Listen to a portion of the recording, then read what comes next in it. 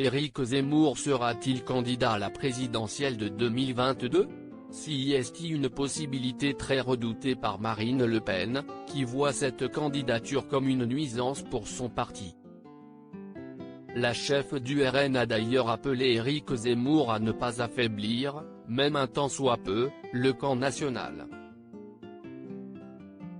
Si le polémiste n'a rien confirmé pour le moment, l'idée fait son chemin depuis plusieurs mois et l'écrivain a même confirmé auprès d'Opinion Internationale qu'il cautionnait la pétition lancée en faveur de sa candidature. Peut-être qu'il faut passer à l'action. Je fais de plus en plus de propositions, avait-il déclaré début juin. Vous l'aurez compris, la candidature d'Éric Zemmour à la présidentielle de 2022 semble de plus en plus palpable. Ce dimanche, Marlène Schiappa était invitée dans le grand rendez-vous Europe 1 CNU Les Échos et la ministre déléguée auprès du ministre de l'Intérieur, chargée de la citoyenneté en a profité pour donner son avis sur cette possible entrée qui pourrait bien chahuter la sphère politique. En affaiblissant la candidature de Marine Le Pen et en favorisant celle d'Emmanuel Macron ?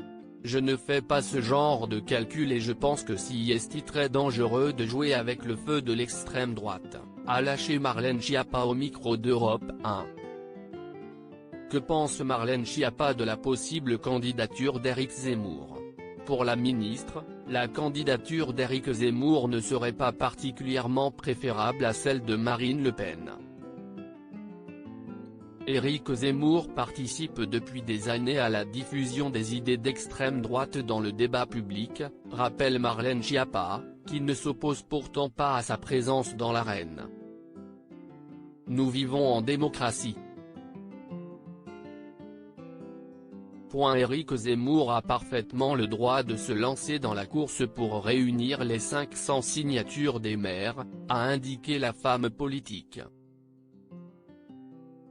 Pour autant, elle a précisé que, selon elle, le polémiste ne représentait pas la tonalité profonde de notre pays.